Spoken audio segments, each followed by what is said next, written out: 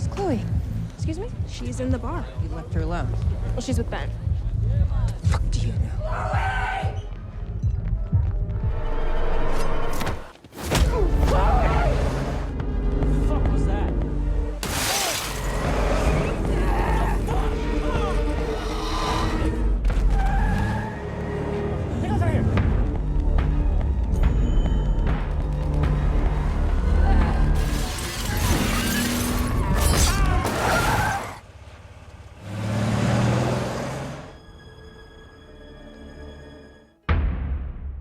At a U.S. Army base somewhere in the desert, Sergeant Nikki Halstead presses a phone to her ear and listens to the small voice of a 3-year-old on the other end. It is Chloe's birthday, and Nikki promises, as she always does, that next year she will be home. She has made this promise before, and she will break it again. But for now, in this fragile moment stretched thin across satellites and continents, mother and daughter are close enough to pretend the distance does not matter. Every year, Nikki misses another season of her daughter's childhood. But the birthday call is the one ritual she refuses to surrender. It is the only thread of motherhood the uniform has left her. The years pass in cruel silence between them. For Chloe's 15th birthday, Nikki brings home a guitar, hoping music might rebuild the bridge she keeps walking away from. But by the following spring, she is back in the desert, and their calls grow shorter, stiffer, until the mother her daughter once begged for begins to sound like a stranger reading from a script. When Nikki's husband dies of leukemia, she finally comes home for good, trading combat boots for a mother's guilt, determined to make things right before it is too late.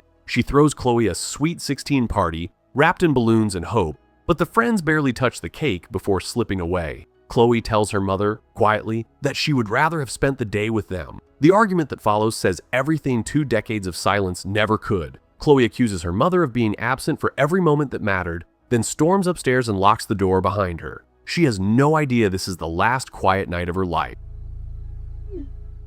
That night, Nikki knocks softly at the door with an apology on her lips, only to find Chloe's bed empty and a note left behind on the pillow. Across town, Chloe raises her first drink with the friends who convinced her to come, and their eyes drift toward a good-looking stranger named Ben. He charms her with the ease of a man who has done this before, and while she laughs at something he says, his hand moves over her glass just long enough to poison it. Nikki tracks her daughter's phone across the city and arrives at the bar just as several men are dragging Chloe out through the back exit. One of them draws a knife. He is on the ground before he understands why. But the others peel away in a car with Chloe inside, and Nikki chases them through the streets with the fury of a woman who has forgotten what fear feels like. She smashes a window, clings to the door, is thrown into the pavement, and still she does not stop. She cuts through a nearby building, leaps from a window, and lands on the roof of the moving car. Using her own car key, she stabs the driver through the eye. The vehicle spins out. Nikki is thrown to the concrete, and when she can lift her head again, Ben is already gone with her daughter. They say that in any disappearance, especially that of a child, 72 hours until the trail goes cold. But the chances are that you'll never see them alive again. She hears her own voice inside her head, a lesson from another life. Once someone vanishes, the trail goes cold in 3 days. 27 hours later, Nikki wakes hanging upside down inside a slaughterhouse, and a digital clock somewhere in the room tells her she has only 44 hours left. Around her, human bodies hang like meat on chains. One of them is Ben, punished for telling her where to find them. Standing before her is a man the syndicate calls Victor the Butcher, and he greets her as if she were another animal on the hook. When Nikki demands her daughter, he says he didn't know livestock had names. He tells her the mistake she made the night before, that the brothel she burned down and the girl she freed belonged to a Mr. Sullivan, and that some fires cost more than others. Even with a blade against her cheek, Nikki does not beg. She warns him. She tells him where this is going. He laughs, slashes her stomach, and drives the knife into her thigh before his phone rings. It is Sullivan on the line, and while Victor turns to answer, Nikki pulls the blade from her own leg and begins to work. What follows is not a struggle so much as a lesson. She frees herself, disarms him, and buries the knife in him again and again, and when he still refuses to speak, she cuts off one of his ears and promises the next hour will only get worse. He finally breaks. Sullivan is only the manager. He tells her, the man at the top of the pyramid is known only as the chairman. Who's Sullivan? What do you think I'm gonna do? Give him a choice. There's always a choice. This can be fast, or we could spend a lot more time together. Is there anything left in a woman who has already crossed every line the world drew for her? The SUVs arrive before she can leave. Nikki slips into the shadows and watches as a well-dressed man steps out under the protection of trained bodyguards, and she knows without asking that this is Sullivan. Inside, he finds Victor's body strung up like the others, with a photograph of Nikki and Chloe pinned to his chest. On the back are 5 words written in blood: "I want my daughter back." Wake everyone up. Take care of that. Sullivan does not call the chairman. The chairman does not tolerate failure. Instead, he unleashes every man he has.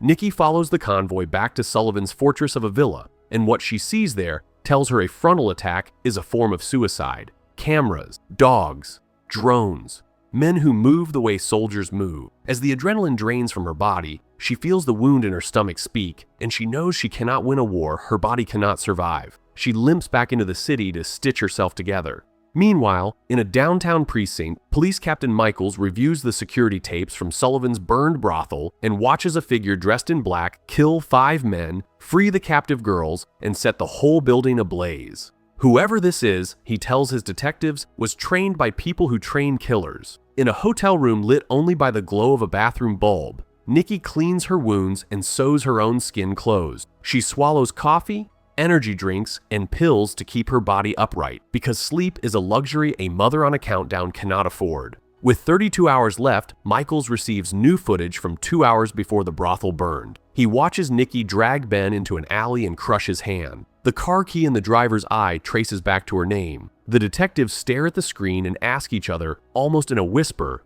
what kind of woman leaves a signature like this? Next one. This is her. Wait a minute. Our target's a woman? Does that surprise you so much? Nikki walks into a small shop for a 5-point harness and notices a skateboard hanging on the wall. She asks to buy it. The owner tells her it is only for decoration, but one look at her face and he changes his mind. Some customers, he understands, are not here to browse. That night, the chairman calls Sullivan and lets him hear the sound of a man about to lose his job. The destroyed brothel has cost the syndicate a fortune. Another shipment is already inbound. Fix it, the chairman tells him, or someone else will. Sullivan does not know that outside his gate, a woman with a harness cinched to her chest has been waiting patiently for his convoy to leave. When it does, Nikki fits her mouthguard, buries the accelerator, and drives her car straight into the lead SUV. The impact tears through metal and men, and before the survivors can regroup, she rolls out with the skateboard, slides beneath the vehicles, and takes out the shooters from below. Only Sullivan is left standing. She strikes him across the face with the board, presses a pistol to his forehead, and asks about her daughter. He tells her he does not know. She puts a bullet in each of his knees.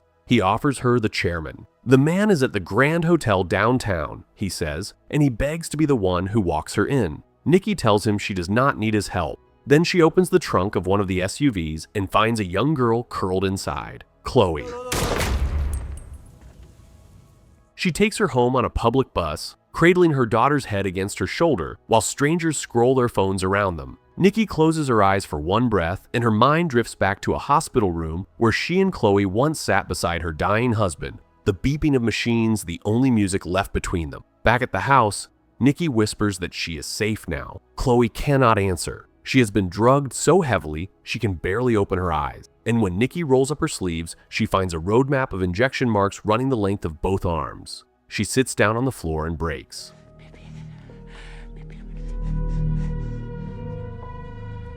Across the city, Captain Michaels is briefing a SWAT team to raid Nikki's home. He authorizes lethal force. One of his detectives points out that there is a civilian inside. Michaels tells her that Nikki has killed 13 men in less than 48 hours. The detective points out, softer, that every one of them was a suspected trafficker. Michaels waves her off. But before he can give the order to breach, a U.S. Army colonel named Joseph Lavelle walks into the command post with a document signed by the Attorney General and tells Michaels to stand his men down. When Michaels demands to know who he is, Lavelle explains that he was Nikki's commanding officer in the Special Forces and that few soldiers he ever put through his program came out sharper than her. What Michaels does next is the answer to every question the detectives have been quietly asking about him. He pulls the SWAT commander aside and tells him to switch off the body cameras and put Nikki in the ground. Now. This is Michaels. Stand down. We have her, sir. But we have our orders. Copy that, sir. At a pharmacy across town, Nikki is buying supplies for Chloe when she catches the reflection of a tactical helmet in a passing car window. She leads them into an alley the way a wolf leads hunters. Michaels waits for the confirmation call, but instead the body cameras suddenly flicker back on and every officer he sent is groaning on the pavement. Nikki's voice comes through calmly on the radio. "Send 6 ambulances." She tells them some of the men will need more than one. Lavelle takes the microphone and begs her to stand down. She tells him the syndicate took her child, that they did things to her a mother is never supposed to hear, and that she will stop when the last of them stops breathing. She races home and finds Chloe's bedroom window open, the curtains breathing in an empty room. A young detective posted at the house pulls his weapon on her. She disarms him in 2 moves, presses his own gun under his jaw, and only when she sees the badge on his hip does she understand what he is. She knocks him unconscious and vanishes back into the night. They have taken her daughter again. I killed the butcher. In the car on the way to Nikki's house, Lavelle asks Michaels why he sent in the SWAT team knowing what she was.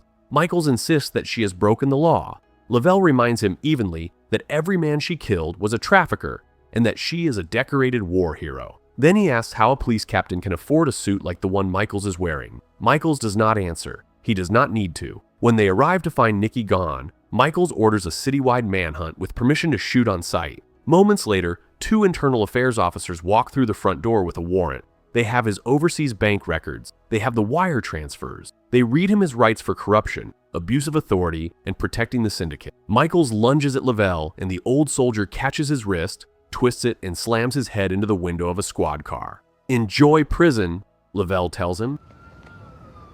Nikki was already gone. Yeah. Who is she? A mother looking for a child. All this chaos is over one girl? It's not that simple. What do you mean? Some debts the law cannot collect. Some scales only a mother can balance. Nikki drives to the Grand Hotel, the beating heart of the syndicate. The upper floors belong to the chairman. The lower floors are cages. She parks her car near an electrical box, opens the fuel line, and lights a slow fire that will find the tank on its own time. Then she walks in through the back door pretending to be a woman who has just crawled out of an accident, and the guards let her pass. They do not live long enough to regret it. She opens every gas burner in the kitchen and keeps moving. Outside, the delayed explosion tears through the electrical box, and the entire hotel drops into darkness. When the guards rush into the kitchen to investigate, Nikki throws a spark and the room becomes a furnace. She moves through the black corridors with 2 guns and the memory of 100 training exercises. When 3 shooters try to hide in the dark, Nikki fires a single round to draw their muzzle flashes, then puts each of them down before they know she has already seen them. She kicks open every door she passes and finds women locked inside. She tells them the building is burning. She points them toward the stairs. Her ammunition runs out on the upper floors, and the last 2 men come at her with an axe and a garrote wire. As the cord tightens around her throat and the world begins to gray at the edges, Nikki bites off part of one man's ear, twists free, and strangles him with his own wire. Then her body finally gives out. She slides down the wall, and in the darkness she sees Chloe standing over her, telling her mother it is enough now, that she can rest. Nikki whispers back that she is coming, that she will find her, and somehow she rises one more time. Only the chairman and his top bodyguard Keta remain. Keta stands at the penthouse door and tells his boss to run. He does not know that Nikki is already outside with a shotgun aimed at the wood between them. She fires once through the door, and Keta falls without ever seeing her face. Inside the penthouse, more cages, more girls. Nikki stops to break the locks, and in those seconds the chairman grabs Chloe and drags her toward the balcony. When Nikki finally corners him, he presses his pistol to her daughter's temple and orders her to lower her weapon. The 72-hour countdown reaches 0. She's my daughter. That's what you want after all this? Guess what, bitch? Nikki shoots him through the head before he can finish the sentence. She carries Chloe to a hospital in her own arms and tells the doctors that her daughter has been drugged, that there are injuries they need to search for beneath the surface. For the first time since this began, Nikki is powerless, and there is nothing left to do but sit. Hours pass. When they finally tell her Chloe is stable, Nikki lowers herself into the chair beside the bed, closes her eyes, and allows herself to sleep for the first time in 3 days. The longest 72 hours of her life, she believes, are finally over. In a quiet hallway outside the room, Colonel Lavelle stands with the 2 detectives who have followed him this far. One of them asks the question that has been eating at her since the beginning. Why would a syndicate this powerful not simply return the girl after losing 13 men? Lavelle looks at the floor before he answers. Nikki did find her daughter, he tells them. She found her exactly when she was supposed to. But by the time she reached her, Chloe was already gone. It's not that simple. What do you mean? Already found her daughter. At the time she found her, he was already dead. Nikki just couldn't accept it. The truth Nikki cannot carry, her mind refuses to hold. The doctors have explained it to him more than once. The moment sleep takes her, her memory rewinds itself to the night her daughter was taken, and she wakes believing the countdown has only just begun. The girl she carried out of Sullivan's trunk was a stranger. The girl in the hospital bed beside her is a stranger too. They are trafficking victims she has rescued along the way, and her broken mind has painted her daughter's face onto each of them so she can keep going. Her grief has forged her into something the world was not prepared for. A weapon aimed forever at a target that can no longer be reached. Inside the hospital room, Nikki opens her eyes. She looks at the sleeping girl beside her. She whispers that she has to find her little girl, and somewhere on a wall, only she can see, a clock resets itself to 72 hours. Don't worry, Chloe. Some wars end when the enemy falls. Others end only when the soldier is allowed to lay down her weapon. Nikki Halstead was never given that mercy, and so the hunt begins again for a child who is already home.